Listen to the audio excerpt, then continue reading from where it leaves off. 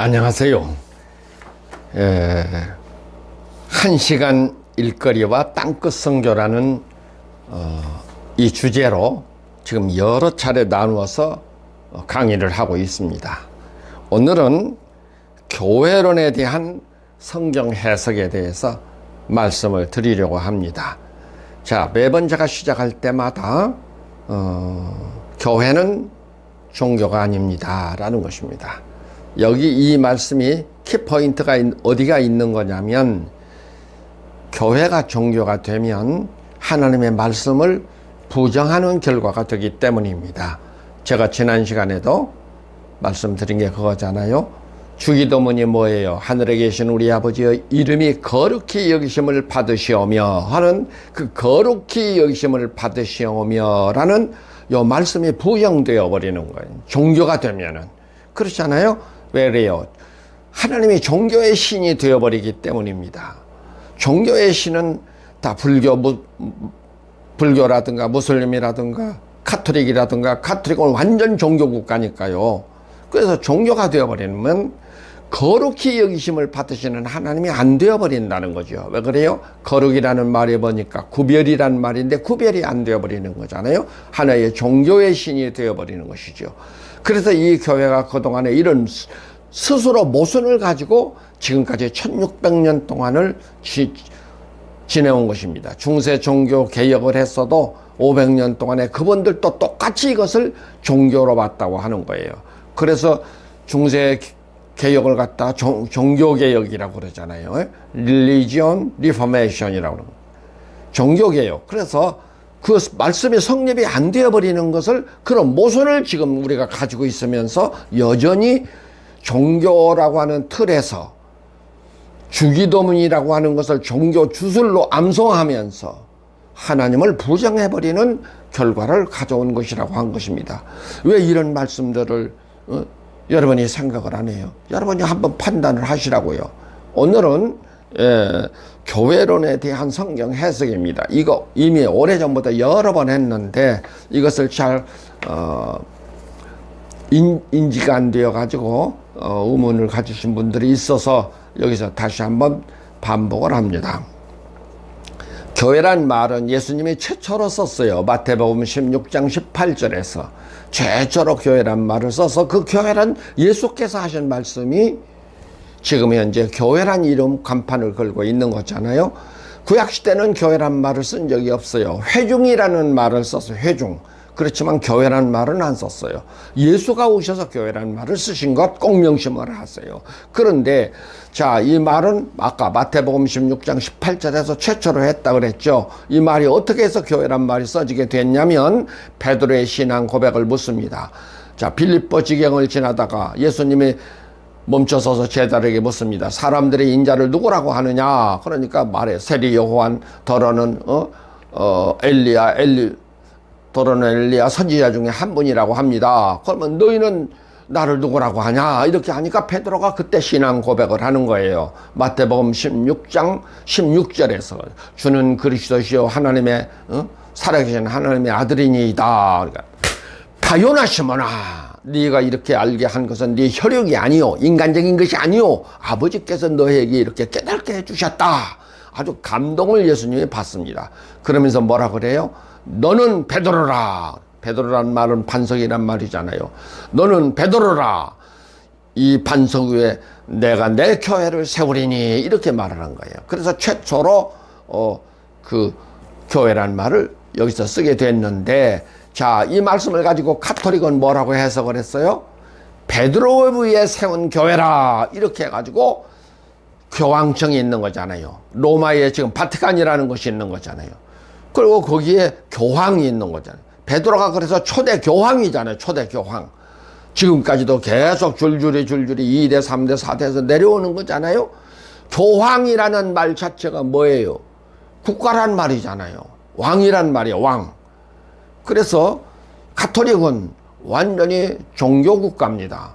종교국가인데 왜 우리가 가톨릭을 따라가지 않아요? 가톨릭에 들어가야죠. 그런데 왜 안 해요? 뭐 때문에? 가톨릭은 종교국가가 되어 있기 때문이고, 동시에 그 내용을 꾸며놓은 것은 전부 우상 종교로 보기 때문인 것입니다. 그렇잖아요. 마리아를 비롯해서 모든 사도들을 이름을 다 붙여서 동상을 만들어 놓고 온갖 형상을 다 만들어 놓고 다 그렇지 않았어요? 성자라고 해가지고 아주 뭐 순교를 당하거나 큰 일을 한 분들을 전부 성자로 해가지고 그분들을 다 섬기잖아요. 전부 다. 가톨릭에 가보면요, 전부 다 우상들을 만들어 놓은 거잖아요. 그런데 자, 중요한 것이요, 출애굽기에 보면은 뭐라 그랬어요? 출애굽기 20장 4절에 보면 뭐라 그러죠? 어떤 형상으로든지 만들지 말라. 어떤 형상으로든지. 이게 출애굽기에서 명하신 말씀이에요. 그런데 이분들은 그거 만든 거잖아요. 그러니까 그걸 만드니까 어떤 일이냐, 물론 장점도 많이 있어요. 왜냐면 예수님의 초상화를 비롯해 가지고 뭐 마리아의 그림이라든가 무슨 뭐 이런 많은 그림에서 또 사원들을 지으면서, 그러면 또 이런 우상을 만들어 놓고, 그래서 조각이라든가 미술이라든가 음악이라든가 이런 것들이 중세시대에 엄청 발전을 한 거지 않습니까? 사원들을 또 막 웅장한 아주 화려한 사원들을 지어서 새로운 어떤 건축 양식들이 발전이 되고 이런 일을 많이 했어요. 그러니까 그런 것은 굉장히 공헌을 한 것이죠. 산타클로스 할아버지를 만든다든가 뭐 이런 것들을. 그래서 가톨릭은 그런 것을 만들기를 굉장히 좋아합니다. 그래서 많이 만들어져 있어요. 온갖 신화 같은 것도 굉장히 많습니다. 가톨릭에는. 예수 십자가가 저기 한 신부들에게는 주잖아요. 아주 그 성자가 된 사람들, 뭐 추기경이 된 사람들은 다 한 조각씩 가지고 있다고 그래요. 예수 십자가 사건에 나무 조각을. 꽤 어떤 교수들은 그렇더라고요. 그것을 전 세계에 지금 나눠준 것을 다 모으면은 십자가를 수십 개도 더 만들 것이라는 거야.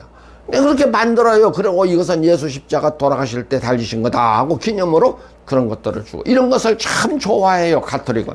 그래서 이런 좋은 점도 있지만은 더군다나 많은 신앙적인 입장에 있어서는 우상 종교라고 하는 이런 것 때문에 우리가 가톨릭을 들어가지 않는 거잖아요. 루터는 그래서 교황을 가르쳐서 뭐라고 그랬죠? 교황 모설이라는 걸 주장해 가지고 면죄부 같은 걸 만들고 이렇게 하니까 그것을 놓고 루터는 뭐라고 그랬어요? 교황을 갖다 사탄의 괴수로 규정을 하고 중세 종교 개혁을 한 거잖아요. 그래도 우리는 지금 개혁교회 신자들이 되어온 거지 않습니까? 그래서 가톨릭은 베드로의 위에 세운 교회로 성경을 해석을 했다, 그 말입니다. 두 번째, 개신교는 뭘로 해석을 했어요? 이 말씀을 가지고 개혁자들은 루터나 켈빈이나 쫌engger레나 이런 사람들이 다 뭘로 이걸 해석을 했어요? 마태복음 16장 18절 해석을 뭘로 해석했냐면 16절 베드로의 신앙 고백을 듣고 하신 말씀이라고 해가지고 이것을 신앙 고백 위에 세운 교회다, 이렇게 해석을 했어요. 그래서 지금 개신교는 신앙 고백 위에 세운 교회로 본 것입니다. 여러분 꼭 명심하세요. 이거는 기본이니까 아셔야 돼요. 가톨릭은 베드로라는 이름 위에 세운 교회고, 개혁교회는 신앙 고백 위에 16절 베드로의 고백을 듣고 하신 말씀이라고 해서 고백 위에 세운 교회로 해석을 한 거예요. 근데 고백 위에 세운 교회로 하니까 어떤 결과가 되었어요? 루터부터 자신부터, 켈빈 자신부터도 루터파 교회, 켈빈파에서 종파교회를 만들어버린 거예요, 이분들이. 그때 시작할 때는 이렇게 될 줄은 몰랐겠지요. 예? 그런데 그분들이 그렇게 고백 위에 세운 교회로 하다 보니까 지금은 얼마가 되었다고요? 4만 종파가 넘어버렸다니까요. 국가기관에 정식으로 등록된 것만. 예? 독립교회들은 또 얼마나 많아져 버렸어요. 자기 마음대로 교단을 만들고 마음대로 교회 설립하고 마음대로 신앙 고백만 목사가 되고 교회를 개척하고 교단들을 만들고 신학교를 만들고, 이것이 지금 개신교회. 그래가지고 난장판 교회가 되어버린 거잖아요. 걸레가 되어버렸어요. 이게 성경을 떠나버린 거잖아요. 왜 그래요? 성경은 하나라 그랬다니까요. 하나. 바울은 에베소서 4장에서 하나님도 하나, 주도 한 분이죠, 성령도 한 분이죠, 세례도 하나요, 다 뭐 하나라고 한 거야. 하나. 그래서 성령이 하나 되게 한 것을 힘써 지키라. 바울은 그런 말을 했어요. 예수님은 어떻게 했어요? 요한복음 17장에서 십자가 달리기 전에, 예? 아버지여, 저들을 하나로 보존해 주소서. 저들이 하나로 보존되어 있어야 세상에서 사람들이 인자를 아버지께서 보내신 것을 믿나이다.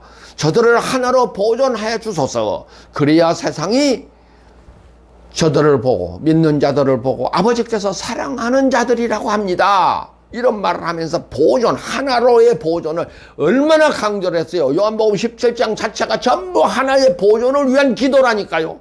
마지막 기도예요, 예수님이 하시는 기도. 근데 이 말씀을 다 떠나버린 거잖아요. 종파교회가 되어버리니까. 하나님의 말씀을 떠나버린 거라니까요. 떠난 교회들을 놓고 지금 이 교회당에 앉아서 주여 주여 찾고 있다는 말이에요. 아니, 세상에 말씀을 떠나버린 교회를 놓고 그것이 전통이라고 믿고 그것이 진리라고 믿고 있으니 이 얼마나 기막힌 노릇이냐 말이에요. 예? 그런데요, 저는 21세기에 돌아와 가지고 이 교회 개혁운동에 대한 이런 것을 하나님께서 새로운 조명을 해줬다고 그랬잖아요. 저는 이 말씀을 어떻게 해석하냐면, 어쩌면 이건 제가 최초로 해석한 건데요, 이 말씀은 그렇게 해석하면 안 된다는 거예요. 이 말씀은 뭘로 해석을 해야 되냐면 내주의 언약으로 해석을 해야 된다는 거예요. 내주의 언약. 너는 베드로라 이 반석 위에 내가 내 교회를 세우리니, 이 말씀을 내주의 언약으로 봐야 된다 그 말입니다. 내주의 언약이라는 말이 무슨 말이죠? 예수님 공생애 때에 늘 그런 말씀하셨잖아요. 나는 네 안에 너는 내 안에. 교본이 있는 사람들에게는 그 말을 계속 해왔어요. 자, 나는 네 안에 너는 내 안에. 그 말이 무슨 말이에요? 한 몸이라는 거잖아요. 예수와 신앙 고백을 한 사람은 한 몸이 되는 것이다. 그래서 이 말씀은 내주의 언약으로 해석이 되어야 된다 하는 거예요. 이 말씀 때문에 예수님이 십자가를 지신 것이고 오순절 성령이 임한 거잖아요. 십자가 사건은 뭐예요? 지금 귀신이 지배하고 있으니까 예수가 십자가에 달리셔서 그걸 다 죄를 해결해 버린 거잖아요. 그래서 이것이 청소되었다 이렇게 말한 거예요.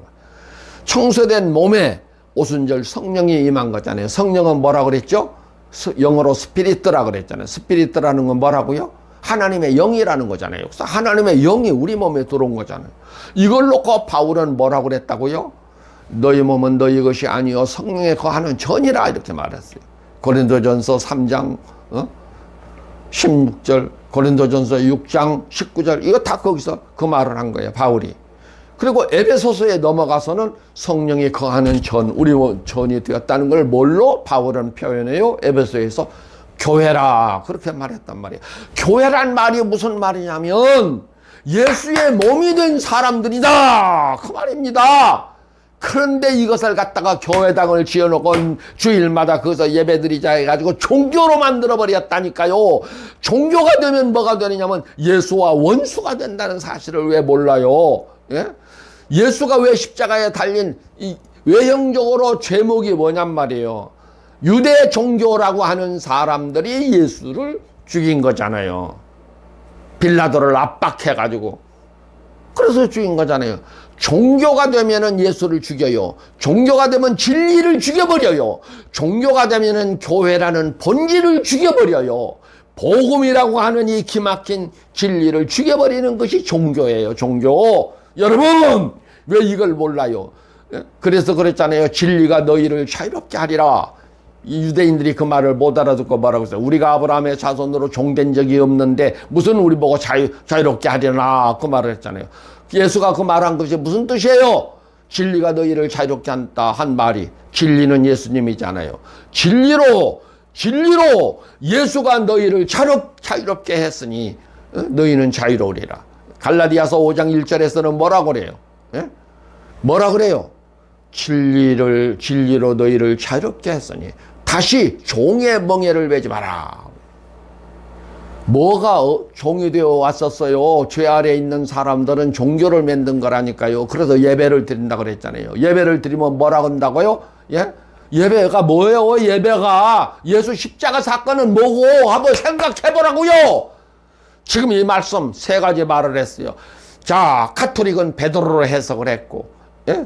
개혁교회는 이것을 고백 위에 세운 교회로 해석을 했고, 예. 그런데 21세기에 들어와서 조명해 주신 말씀이 뭐예요? 내주의 언약으로 해석을 해야 이 말씀에 맞다고 말입니다. 여러분이 지금 놓고 판단을 하라니까요. 마태복음 16장 18절을 놓고 판단을 하라고요. 어떤 것이 이 성경을 제대로 해석을 했는가? 이거 하나만 봐도 여러분 다 이 지금 얼마나 이 모순인 것을 알 수 있잖아요. 이거 너무 과격한 표현인지 모르겠는데요. 목회하신 분들은 굉장히 혈압을 올릴 소리지만 지금 이대로 종교로서의 교회는요, 귀신의 집이 되어 있어요. 귀신의 집. 예? 사탄의 집이라니까요. 사탄의 집. 이것을 가지고 와서 거기 가서 주여주여를 찾는 거예요. 이거 사탄이 다 만들어 놓은 거죠. 이런 기막힐 일이 어디가 있어요. 예수 믿는다고 한 사람들이, 예수를 구주로 고백한 사람들이 이런 엉터리 같은 것을, 이 귀신의 집을 만들어 놓고 거기 앉아서 주일마다 성수주일 하자, 예배드리자, 이런 것을 한 것이라고요. 꼭 명심하십시오. 오늘은 여기서 마치겠습니다. 안녕히 계십시오. 다음 시간에 또 이어서 말씀드리겠습니다. 감사합니다.